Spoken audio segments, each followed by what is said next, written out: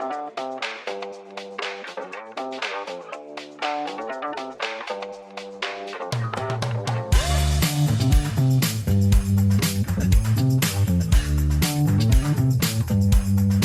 and welcome to the Birchal podcast. My name is Emily. I'm your host, and today I'm here with Ben Reed, the founder of Birchal, which is a company that is reimagining the way that other companies look at merchandise. Welcome to the podcast. Thank you so much for having me. It's great to be here. Thanks for coming all the way from San Diego. Yes, San Diego, yes. By way of Sydney, well, Chicago, then Sydney, then yeah. It's lovely to be here, though. I love being in Melbourne, especially when you can see the blue in the sky. Hey? Yeah, it's unusual, isn't it? It is. So I'd love to hear a little bit about why you came up with the concept of merch. I mean, obviously, merchandise has been a huge thing. It's been around for a long time. I mean, you look at in the 80s, it's pens, mugs, that kind of thing. Why are you kind of shaking things up now?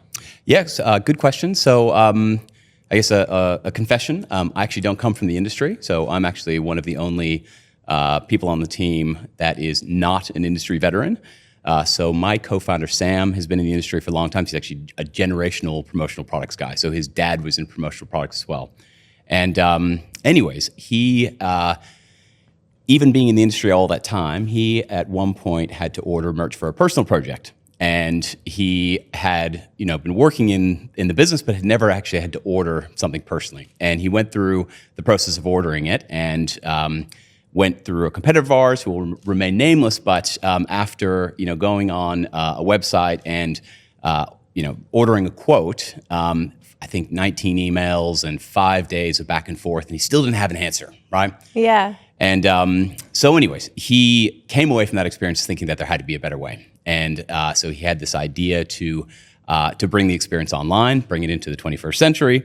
And that's kind of about the time that I got connected with him through kind of a friend and mentor of ours who's also a co-founder, lovely guy named Neil Helm.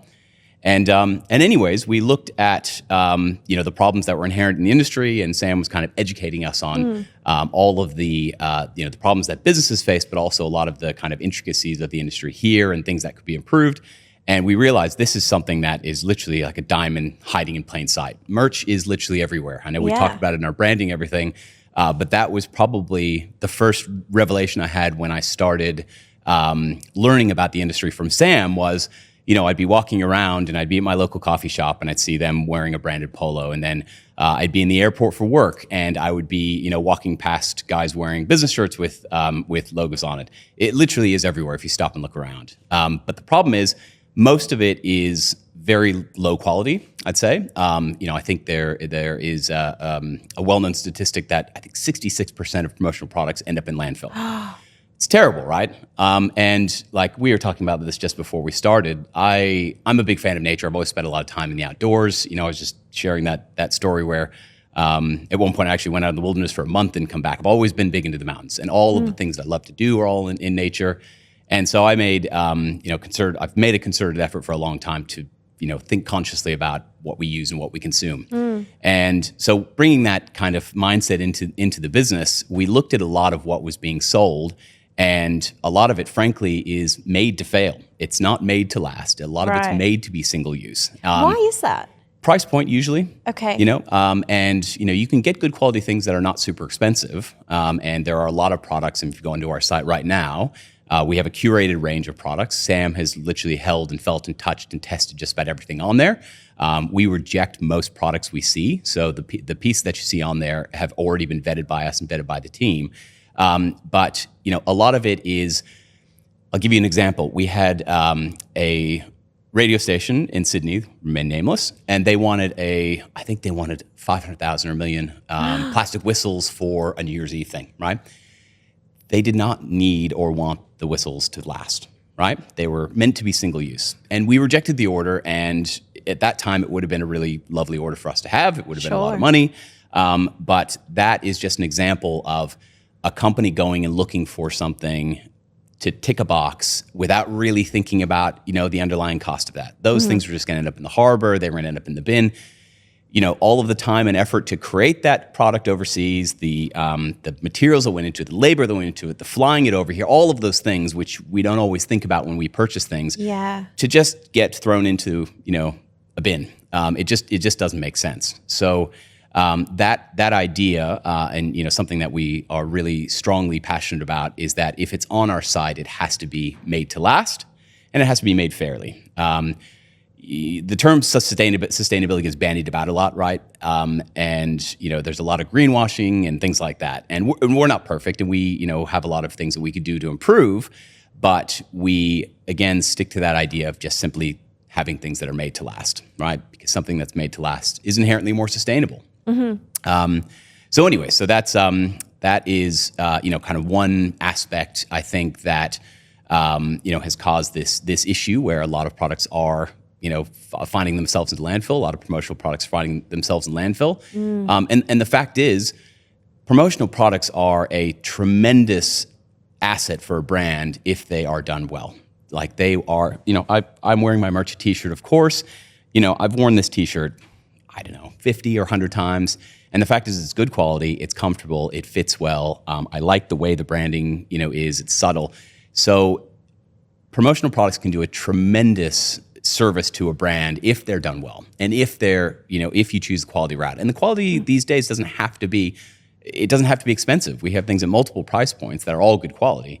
But, back to our earlier, to talking about the 66% of things that land in landfill, we don't want our customers' brands to end up in landfill. So we're consciously thinking, if we have a good product, it's a good quality product and print, of which we look at those as two different products.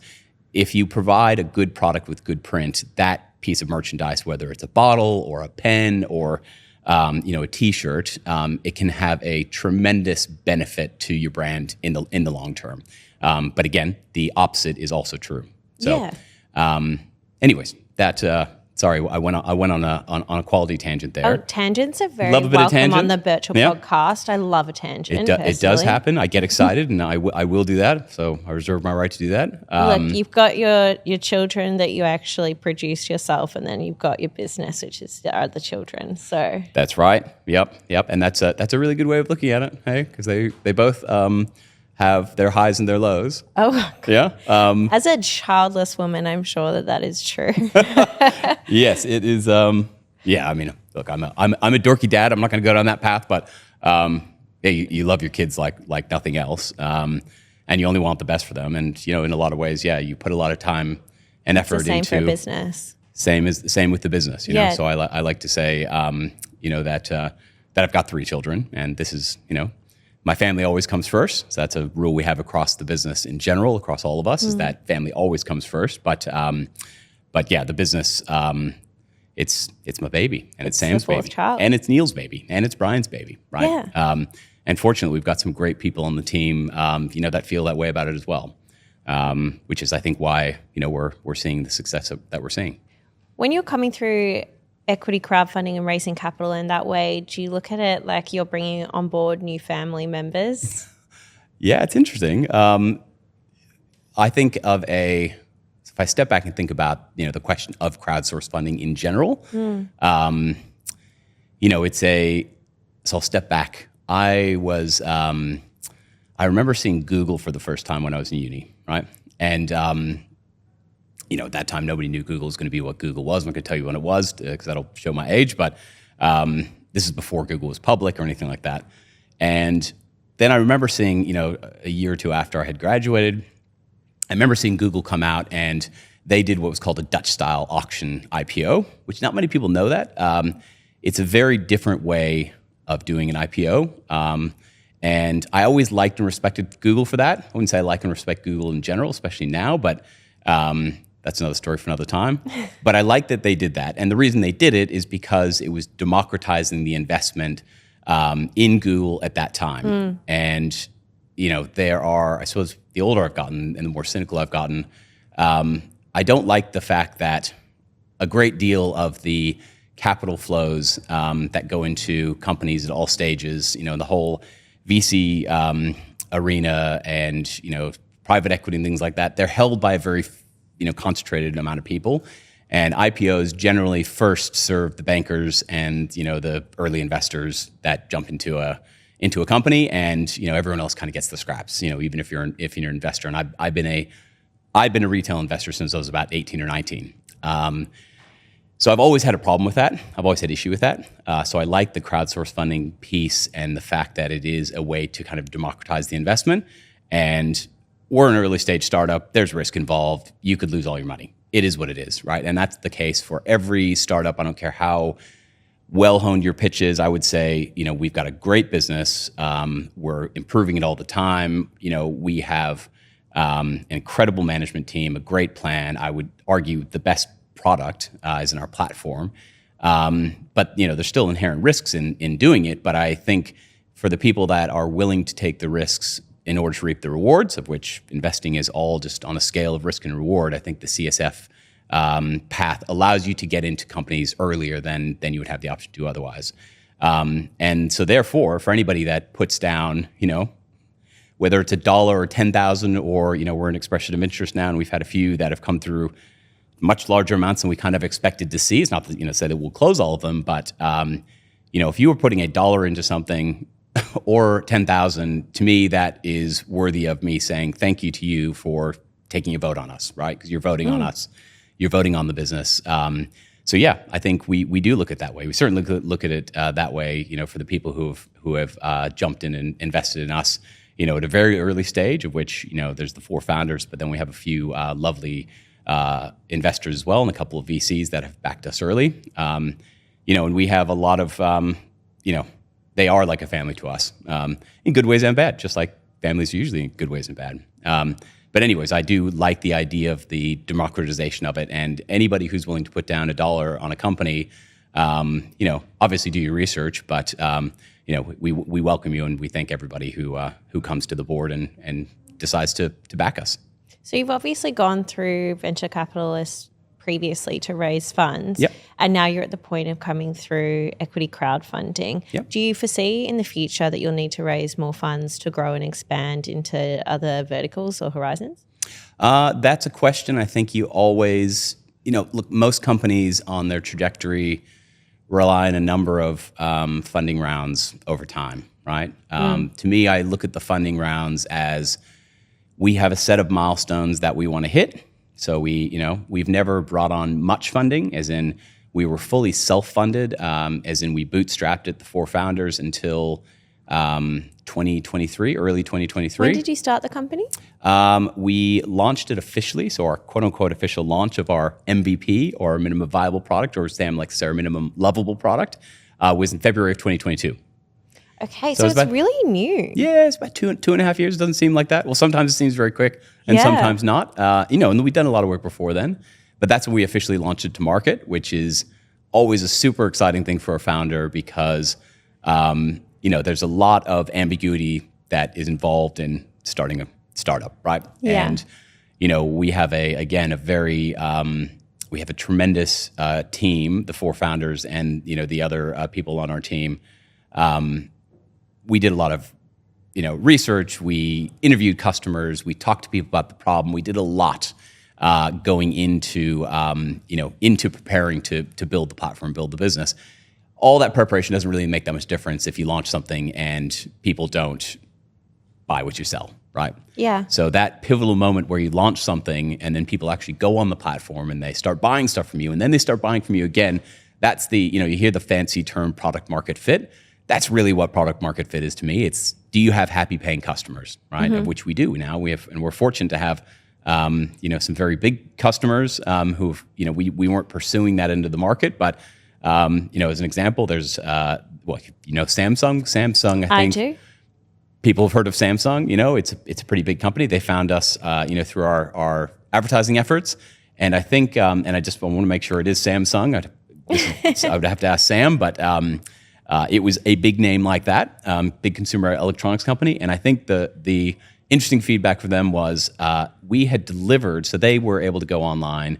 They dragged a logo onto the product. They clicked and they ordered and checked out in about 3 minutes. And Wow. we have a very refined production management process in the back end. We built a beautiful proprietary piece of software that drastically reduces the time to get an order into production, of which production is really where the magic happens in custom branded merchandise, but it's also tremendously complex. So we built this piece of software that gets an order into production very quickly.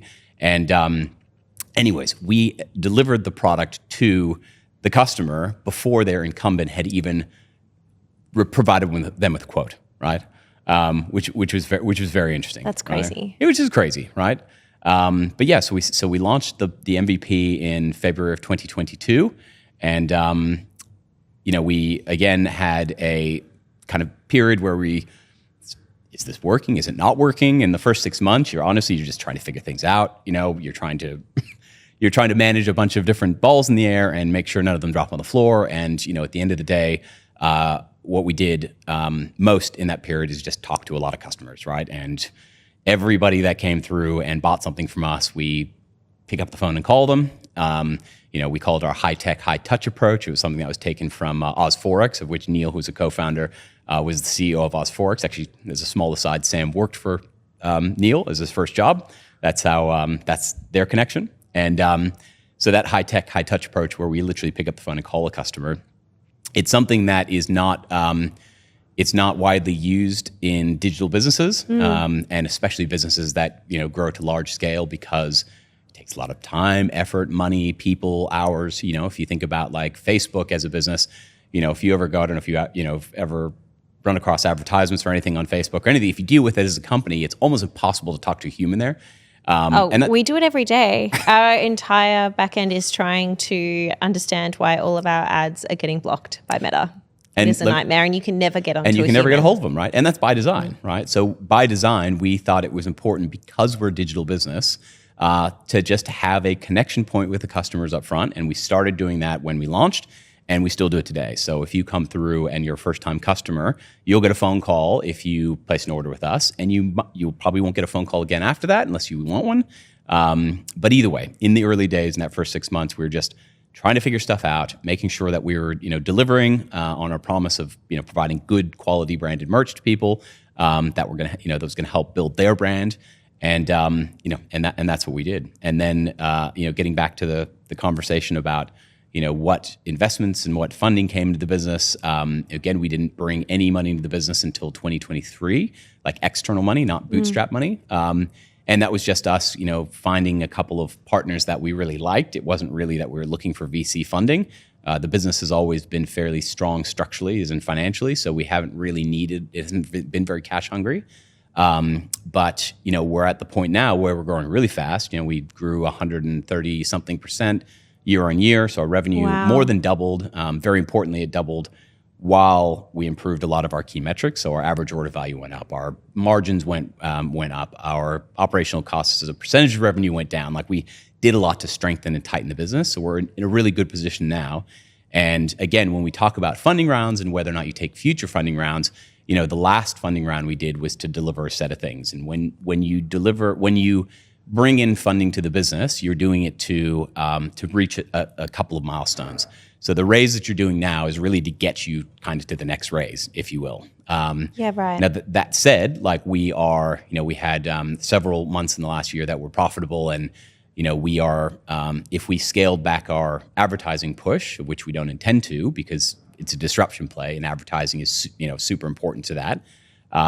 We could be profitable tomorrow, right? So it's a conscious decision, because we think it's a land grab. We think we have the best product. We think we're disrupting the industry. And we don't just think. Like, we've had some interesting feedback from competitors lately, which tells me more than anything that we're doing the right thing and we're ruffling some feathers, which is good. We love that. That sort of PR you can't buy. And our customers tell us all the time, like, it's just so much easier. But importantly, it's what we have today is literally step one. So we built the kind of transaction engine, but the future view of the platform is really, to me, the most interesting piece. I love the product and the platform and the technology. That's what gets me up in the morning. That's what I get excited about.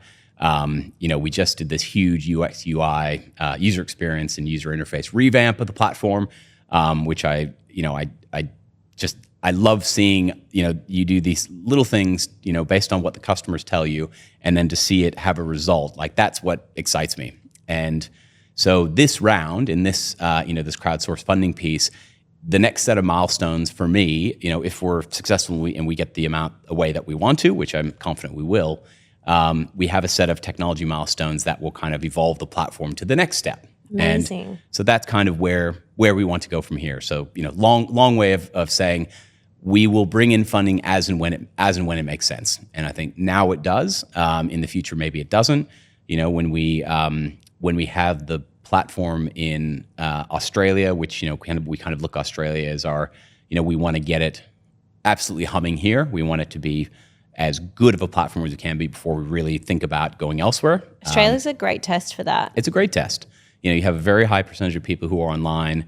In particular, most of the people that go online to research and ultimately end up clicking buy, they're younger, they're millennials, they're digital natives, right? So, for an industry that's traditionally been driven by emails and phone calls and things like that, there's a real disconnect between what most of the industry does and what we're trying to do. 100%. I've actually had experience in this myself. I used to work for an experiential marketing agency, and I won't name our clients specifically, but it was one of the largest beauty brands in the whole world.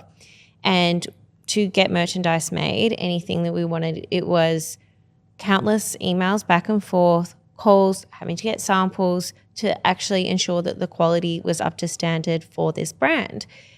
And inevitably there'd be a problem, and you'd have to go back and forth. And it was so time consuming. The lead time to actually get the products actually never correlated with the turnaround time that we needed to get these events live.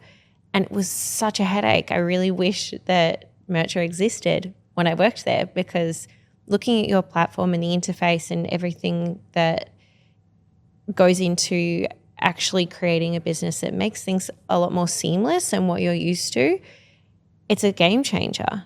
And I'm sure your competition is concerned about that, because you've obviously gone to the effort. Like Sam has come into the business, generational promotion. That's an interesting term, actually, generational promotional material expert. Yeah. I mean, he's literally his dad, Steven, who I also know, and he's awesome. He comes from the game as well, right? So Sam has grown up through this. Yeah.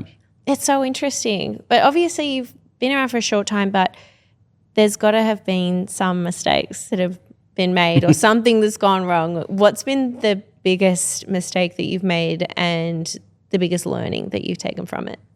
Yeah, very, very good question. And thank you for your kind words about the platform. We think it's awesome, but it's nice to hear other people say it's awesome. There are many. The road of entrepreneurship and startup is riddled with failure, right? So most things fail, and the most important thing is you hope to learn from them, right? So I guess the two things that spring to mind first are a simple just failure to deliver on what we said we're going to deliver with the customer, right? Right. So there's actually a lovely woman in Melbourne and works for a big construction company, head of marketing, and we didn't deliver. We didn't call her like we said we were going to call her after she ordered, right? So the high touch, we didn't call her. The order took longer than it was supposed to, and we didn't communicate that to her, right? This was very early days. This was still in our MVP phase when we were really trying to sort things out and figure things out, right? And we didn't have defined processes or anything like that. So that was a very in that early phase where everything is super new and exciting, to then have this woman who came back to us, and I was super grateful that she did, because oftentimes people will have a bad experience with you and they just don't come back, and they tell other people, but they don't come back and give you the feedback. She did us the favor of coming back and giving us the feedback of, you didn't call me. The process, from the time the order went through until the time I actually received the order, I didn't hear anything. She taught us so much about what we weren't doing right. I ended up sending her a bunch of flowers, and we talked to her on the phone. Sam and I both called her, talked to her on the phone, and we convinced her to come back and get another order from us and, address the issues, and she's still a customer today. So that was a really good news story. Feedback is worth its weight in gold. It is. Honestly, it's, you wish for more of it. I think it's the curse of starting a business is that you're always constantly looking for what's wrong. We don't often stop and look at what's working and what's right. We're always looking for what's wrong. So when a customer, especially somebody like that who is, that's almost squarely our target market, comes and tells us these are simple things that you just didn't deliver on, right? And they're not, they weren't digital problems. We just didn't have a process, and we didn't do what we said we were going to do, right? So that is, like you said, worth its weight in gold. So that was one circumstance that was very early on that we learned a lot from, and we've gotten better at, I think. Another one was more on the digital side. So again, looking at the product, and we had this idea. So there are a couple of companies outside of Australia, a couple in the US, really more just a couple in the US, but a couple in Europe as well that we kind of look at as inspiration. And one of them in particular had this feature that we thought was great. And we went out and we basically just tried to build a copy of the feature, right? Mm-hmm. And we tried to shoehorn that copy into our existing website, and it just didn't work. And we, it's like if you cook, you're going to burn a pancake every now and then. So we burnt the pancake, and we had to shut it off, and we'll have to rebuild it. And we're still definitely going to do it, but we just, in the haste of just trying to get things done, we didn't think through really what the customer's journey was going to be, right? We didn't really think through how the UX was going to work. We just thought we were launching this great feature, and the feature was going to be really useful. And we spent time and effort and money on it, and people still use the feature, but we ended up getting, again, really good feedback from another kind of, it's actually one of the people who's invested in the business, and he actually went through and tried to use the feature, and we were, kind of scratching our heads, why isn't this working? Why isn't this working? And some of the problems I knew, and I just thought they would be okay. So that was just just bad management, just not, looking past issues that you shouldn't have been looking past. But he called them out fairly plainly. And so we pulled the feature off the site, and then we'll rebuild that. And that's actually one of the things that we're going to rebuild as a part of the investment that comes from this. I'm really intrigued to know what this feature is. Can I tell you when we launch it, or when we relaunch it? Okay. Yeah. I can tell you what it is. Like it's, so merch packs or onboarding packs. So think about. Oh, yeah. Cool. So we basically did a merch pack builder, but we built it off the back, again, of a feature that we'd seen elsewhere, and we rushed it, and we didn't think properly through how it was going to work with the kind of traditional purchase flow of the site, which right now, when you look at the site, again, all we've done at this point, which is, again, step one, is built I would say, great transactional engine that gives almost a B2C experience to B2B, right? And you go on the site and it all flows and feels fairly seamless, but there's a lot of thought and time and effort. I mean, just the pricing dynamics. Every single product on the site has multiple varying price points depending on how many you order. You have the actual physical products might have their own set of tiers, or they might have only one tier. They have, and then you add, decoration, which is what we call, the embellishment, whether it's printing or embroidery. So there's a lot of complexity that goes into the pricing engine as a result.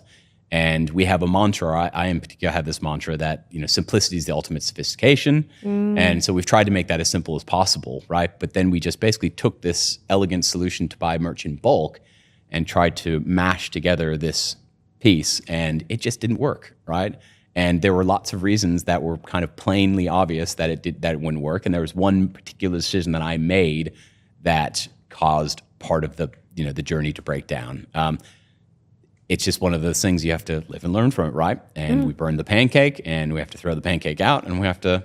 I actually love that analogy. When you make pancakes, and the first one's always disgusting, and then the last one's the best. Sometimes, yeah, it depends. My kid, my little boy, he loves to cook, right? So we have that conversation a lot. But he's got to the point now where, again, we learned, right? So it's for cooking, it's just heat management, right? Just get the pan to be the right, Anyway, so the point is we learned from those things. And, fortunately, it wasn't a hugely costly exercise. And, we still do a lot of branded merch packs. And some of our, I would say some of our best work has been doing some really cool, like we did one for a huge, a company doing a huge acquisition, and they got all these beautiful branded merch packs, branded with their logo and everything, with these fantastic products inside, all again made to last, all made fairly, and they just went down a treat. So we still do it, but we're just doing it largely manually, right? So Right. we'll bring that feature where, again,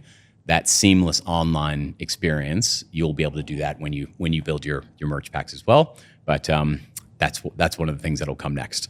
Where are your products made? It depends. So they're made. Most things that are made anywhere in the world are made in China. So and that's just a fact. We have a couple of suppliers. So actually, this product is done by AS Color. So AS Color, you probably know, they have got a big presence actually in Melbourne. They're in Truganina. Did I get that right? Yeah, you said it pretty well. Truganina. Truganina. I think just try your Australian accent a little Okay, harder yeah. when you say it. Truganina. Truganina. Beautiful. Is that better? You nailed it. Nailed it. Absolutely. So they make things in Bangladesh, which, we have this conversation. You end up getting in this conversation from time to time about where things are made and why they're made, where they're made, et cetera, et cetera. Sure. Bangladesh is probably, if you think about the global stage anyways, they've been bad actors in a lot of ways. Actually, and they're not bad actors. It's that, the people going in and setting up shop there are forcing them to, produce things in suboptimal ways, if you will. But AS Color is not that way, right? AS Color is actually one of the most forward-thinking, responsible businesses we deal with. They've got a very responsible supply chain. They absolutely do not engage in slave labor or anything like that. The communities of the people that work for them in those factories in Bangladesh, they are improved, not trashed. People get paid fair wages, et cetera. So that's an example of somebody that is manufacturing in Bangladesh, but a lot of things get produced in China. Say what you want about China. There's perception around China being this and that, but we've had people get upset with us because we sold them a product that was made in China, and they're made by our manufacturers and our suppliers, and our suppliers are all Australian businesses. They're all local Australian businesses, and they create the things overseas and they bring them and they hold them in Australian warehouses. So these aren't just, we aren't just clicking buy and getting something sent over. We again, we're very conscious about the products we sell, and we're very conscious about the suppliers who sell those products. And anyways, China is bar none the best. They have the best manufacturing discipline in the world, so it makes sense that they make things there. But that said, like we sell, things by Bellroy, is a local, lovely local Australian business, which I love. I've been a longtime fan of Bellroy, and we stock their products. They manufacture in lots of places. I think some of their things come from India. I don't know about their supply chain enough to speak on their behalf, but they're made wherever they're made. The important thing is, though, that the people who make them and the businesses that we work with, they are all responsible businesses. There are suppliers in Australia that we won't work with. There's actually a lot of them, right? So there are a handful that we work with, and we ask them to sign a pledge for good, which says that they do not do X, Y, Z, which are all things that we just don't believe in. But they're all independently certified, and they all, again, they make things fairly and they make things to last, right? So that question about where it's made is, to me, far less important than how it's made, and are the people involved being taken care of. That's great to hear, and I think it's great to hear that in terms of the values of the business, it's multifaceted. It's keeping things out of landfill. It's ensuring that the items are quality, they're made to last. You're looking at how your products are made, but at its core, it's essentially this technology business. You've got this great platform built. How do you envision AI revolutionizing the way that you guys work as a business? Yep. I knew the AI thing was going to come up. It has to come up, right? Everybody loves talking about AI. It's all the rage. Interestingly enough, when I had a previous startup, which is B2C, and I was in the process of selling that actually when I met Sam, and I met him through Neil, who was advising me in that previous business. And anyways, back then I was interested in a couple of different next paths, and one of them was around machine learning, right? Which machine learning is ultimately what is AI, right? AI will transform every industry, every business. It will be far more pervasive to the world and society than the internet has been, right? So just think about that for a second, right? Think about back, in 1997, 98, what's the internet thing, email thing, The internet to me was MSN. That's all I used it for when it came out. Yeah, when it came out. So I was in America. So I was AOL, America Online. Oh, that's right. Yeah, which I think AOL is still around, but AI will transform just about everything that happens in our digital lives and beyond. And so that said, that's my future view of what AI is. People get very excited about AI, and investors want to invest in AI. And we find, like I think if you look at earnings calls, just like setting up shop in China, 5 or 7 years ago, everybody on earnings calls from every public company was China, China, China, China, China. Now it's AI, AI, AI, right? So AI will be hugely pervasive. And we use it for lots of things. So we use a CRM called HubSpot. You've probably heard of that. Oh, we use it too. Yep. So HubSpot is a tremendous piece of software. Our chatbot leverages AI, right? There are several things actually when I think about, again, our simple goal for the platform, the technology platform, which to me is really what Mercha is. Our simple goal is to make it just super easy for the people who need to go and buy branded merchandise, which is, businesses. We're B2B only. We want to make it so painfully easy for them that they just really don't need to think about it, right? And so there's a lot of applications then when you think about, what AI can do. I mean, machine learning is the simple fact of using processing power to teach a computer how to do things, right? That's at its core kind of what it is. I'm probably botching that a little bit, but that's kind of what it is. There are lots of things, again, in the complexity of the back end of, the promotional products industry, of which my other co-founder, Brian Shanahan, who's a lovely gentleman, one of the things he said early on when we were talking about the business is that a lot of RIP and a lot of the value of the business is actually going to reside in what happens in the back end. And so there will be things that we will utilize, and there are things that we are looking at that will help, that do leverage AI, that will help us to do things better, faster, streamline them, et cetera, et cetera. So, artwork as an example, right? Like when we launched the platform a few years ago, we had this concept, and Sam was adamant that it had to work a certain way. And I'm grateful that he was very adamant about it because it was not easy to do, but we managed to get it back then. Just the simple aspect of you've got a product, right, a T-shirt, and I want to see what my logo looks like on it. So just dropping the logo on the product and looking at it online, right? And back then, and this is, again, we launched in February of 2022, right? It's not that long ago.